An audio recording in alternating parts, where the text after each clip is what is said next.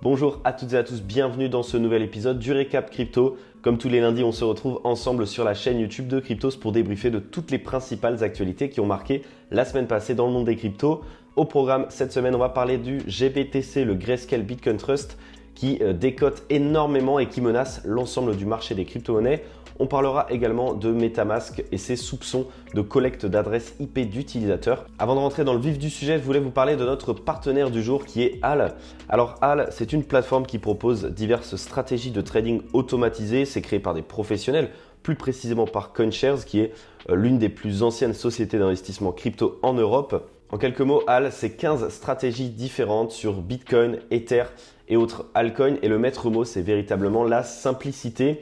Ça va tout simplement se connecter à votre plateforme centralisée, Binance, Kraken par exemple, et prendre à votre place les positions. Donc vous n'aurez pas besoin de suivre des calls, vous n'aurez strictement rien à faire. Évidemment, elle propose différentes stratégies selon votre profil d'investisseur. Il y en a plus précisément 4 allant de la plus sage à la plus dynamique. Et d'ailleurs, il y en a une d'entre elles qui permet d'avoir recours à des solutions d'intelligence artificielle, c'est-à-dire que l'algorithme est travaillé pour être plus performant grâce notamment à la technologie du deep learning. À titre d'exemple, si on prend l'une de ces stratégies sur Ethereum, plus précisément celle qui est adaptée pour le profil intermédiaire de trader, eh bien elle a surperformé l'Ether de 100% sur un an entre le 19 octobre 2021 et le 19 octobre 2022, ce qui est quand même plutôt excellent quand on voit les conditions de marché sur cette même période. Pour résumer, ce qui tranche avec HAL vis-à-vis de la concurrence, c'est surtout la simplicité de son utilisation.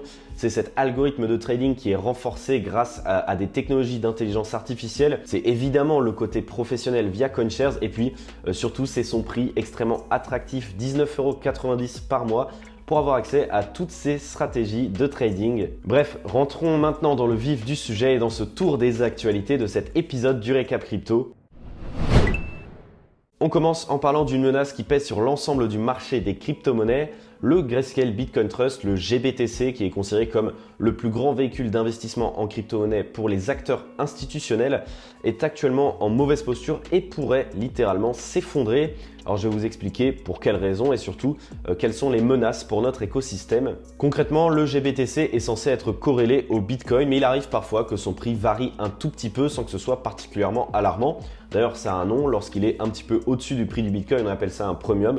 Lorsqu'il est en dessous, on appelle ça un discount. Eh bien, actuellement, le GBTC est en discount de 45% et la semaine dernière, il est tombé même en dessous des 50% par rapport au prix du Bitcoin.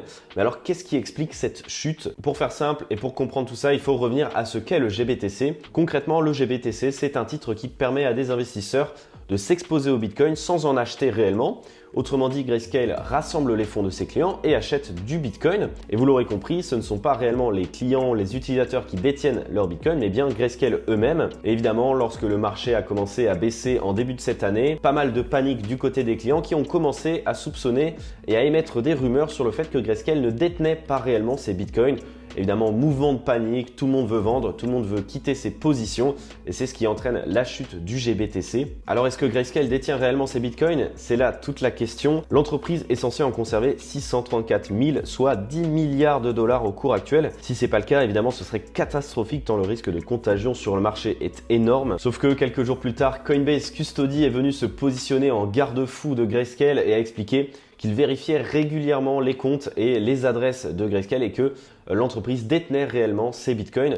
Pas sûr toutefois que ça ne suffise à rassurer les investisseurs puisque le GBTC n'a pas entamé de remontée depuis ça. Cette situation compliquée pour Grayscale fait plus globalement partie de la crise majeure que traverse actuellement Genesis Trading. Vous savez, cette société qui avait subi de plein fouet la débâcle de Three Arrows Capital et qui a récemment dû suspendre ses retraits et les retraits pour ses utilisateurs dû à sa surexposition à FTX, plus précisément 175 millions de dollars. Alors vous allez me dire pourquoi est-ce que je vous parle de cette société? Eh bien tout simplement parce que Genesis et Grayscale font partie du même groupe, Digital Currency Group, et que la mauvaise posture de Genesis pourrait impacter directement celle de Grayscale. Sauf que ça irait même encore plus loin puisque, comme je vous l'expliquais tout à l'heure, les acteurs institutionnels, face à la chute du marché des cryptos, ont voulu vendre leur position, vendre leur Bitcoin.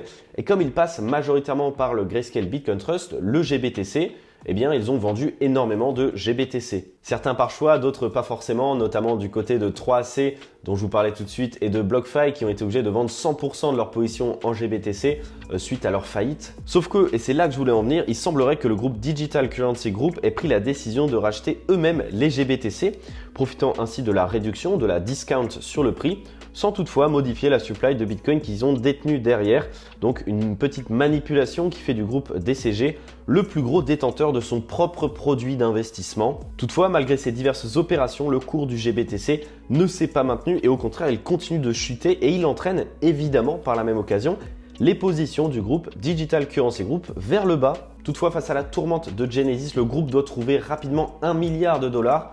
Mais vous vous en doutez, quand on voit le contexte actuel dans lequel se situe le marché des crypto-monnaies, il est difficilement imaginable que des investisseurs soient enclins à prêter une telle somme à Digital Currency Group. Autrement dit, il est possible que pour se sauver, Grayscale soit obligé de vendre ses propres GBTC, accusant évidemment énormément de pertes, mais surtout faisant drastiquement chuter le marché des crypto-monnaies, ce qui pourrait même emporter Bitcoin en dessous des 10 000 dollars. Et on enchaîne en parlant de MetaMask qui a fait l'actualité cette semaine, mais pas pour les bonnes raisons. La société mère de MetaMask, Consensus, a annoncé dans une mise à jour de ses politiques de confidentialité que désormais elle collecterait les adresses IP de ses utilisateurs. Sont concernés les utilisateurs qui ont recours au RPC, le Remote Procedure Call Infura, celui qui est développé pour pouvoir interagir avec la blockchain Ethereum. Sauf que c'est également le RPC qui est utilisé par défaut dans l'extension du navigateur de MetaMask. Autrement dit, c'est celui qui est utilisé par la quasi-totalité des utilisateurs de MetaMask. Mais ça ne s'arrête pas là, on apprend également en lisant la politique de confidentialité de Consensus que la société prélève certaines informations lorsqu'un utilisateur visite des sites précis, notamment le site Codify, ou qu'il utilise ses services, ce qui inclut son identité, ses informations de contact, son historique de transaction et des informations relatives même à la procédure de KYC, donc Know Your Customer, qui révèle votre identité. Évidemment, dans la foulée, pas mal de personnes ont proposé diverses stratégies qui vous permettent de contourner cette collecte de données de la part de Consensus, notamment en développant votre propre nœud Ethereum, ce qui n'est pas si compliqué, ou alors en utilisant et en choisissant un autre RPC, et ça vous pouvez le faire en allant directement sur le site de Ethereum Node. Mais le problème, c'est que rien ne vous assure que ce nouveau fournisseur ne va pas également collecter vos données. Sauf que cette nouvelle, elle intervient quelques jours à peine après qu'on ait appris que Uniswap, qui est l'un des plus gros protocoles de finance décentralisée, collecte également les adresses on-chain de ses utilisateurs. Autrement dit, la protection des données personnelles semble plus que jamais au cœur des préoccupations des investisseurs du marché des cryptos. On en parlait ensemble la semaine dernière, Changpeng Zhao, le PDG de Binance, a pointé du doigt les risques que d'autres plateformes d'échange centralisées puissent se retrouver dans la même situation que FTX. Et cette semaine, il a récidivé et il a directement attaqué Coinbase. Sauf que cette fois-ci, CZ a sans doute parlé un petit peu trop rapidement en remettant en cause de manière assumée la solvabilité de Coinbase dans un tweet qui a été supprimé depuis. Dans son tweet, il explique que Coinbase Custody détient actuellement 635 000 BTC pour Grayscale, sauf que 4 mois plus tôt, il n'en détenait que 600 000, autrement dit, il suppose que peut-être il y a des manipulations entre les deux entités. Pourtant, les chiffres annoncés étaient bel et bien faux et Brian Armstrong, qui est le PDG de Coinbase, a été obligé sur Twitter d'expliquer que sa société détenait en réalité 2 millions de bitcoins au 30 septembre dernier.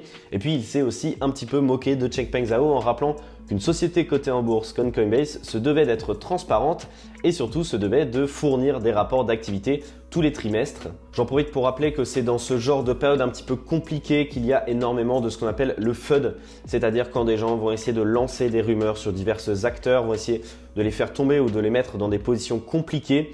Et donc ce genre de situations sont d'autant plus vraies lorsque tout va mal, évidemment, et donc il faut faire attention à ne pas se laisser avoir par ce genre de raisonnement un petit peu hasardeux. Après la clarification de Brian Armstrong, CZ a annoncé avoir supprimé son tweet et s'est excusé publiquement. Sauf qu'on se questionne de plus en plus sur l'intérêt qu'a le PDG de Binance de divulguer comme cela des fausses informations sans recouper les sources et sans les vérifier auparavant, en rajoutant toujours plus d'huile sur le feu dans un contexte où le marché des crypto-monnaies est déjà véritablement en panique. Voilà, on a fait le tour des principales grosses actualités de cette semaine. Évidemment, il y en avait encore beaucoup d'autres, notamment le protocole de finance décentralisée Curve qui nous révèle un petit peu plus d'informations sur son stablecoin algorithmique, le CRV USD qui devrait être surcollatéralisé par diverses crypto-monnaies et qui pourra être mint lorsque les utilisateurs déposeront de la liquidité. On apprenait également cette semaine que le magazine féminin Marie Claire se lance dans les NFT pour fêter son 85e anniversaire d'existence. Et à cette occasion, ce sont 85 NFT qui seront disponibles aux enchères jusqu'à la fin du mois de décembre et qui pourront financer plusieurs associations différentes qui œuvrent pour défendre des valeurs fortes comme l'écologie ou comme le droit des femmes. On apprenait également cette semaine que Apple s'est intéressé à l'affaire FTX. Et oui, pour avoir un petit peu de contexte, il faut savoir que Michael Lewis, qui est l'auteur du best-seller The Big Short, a suivi de près sur les derniers mois Sam Bankman-Fried pour pouvoir écrire un livre sur sa vie. Un livre dont la fin, maintenant qu'on la connaît, s'annonce relativement dramatique et surprenante. Et justement, pour toutes ces raisons, Apple s'est positionné avec une offre à plus de 7 chiffres pour pouvoir racheter les droits et pour pouvoir produire un film, un long métrage sur cette affaire. Et on termine en parlant de l'action Coinbase qui est à son plus bas historique alors que le marché des crypto-monnaies est lui-même en chute. L'action de la plateforme d'échange Coinbase, donc le ticker Coin, est actuellement à 41 $, donc le plus bas historique depuis son listing à 370 $ en avril 2021. Ça représente une chute de plus de 90% en l'espace d'un an et demi. Mais pour remettre un petit peu de contexte, il faut savoir également que le Nasdaq, qui est la bourse sur laquelle est listé Coinbase, est également en recul de 30% par rapport à son point le plus haut en novembre 2021. Voilà, cet épisode du Récap Crypto est désormais terminé. J'espère qu'il vous aura plu. Pour rappel, il a été présenté en partenariat avec Aal, qui est une plateforme développée par CoinShares et qui vous permet d'avoir accès à divers services de trading et qui vous permet également de rester performant même pendant une période où le marché des crypto-monnaies est en berne. Moi, je vous souhaite de passer une excellente semaine et je vous dis bien entendu à lundi prochain pour un nouvel épisode du Récap Crypto.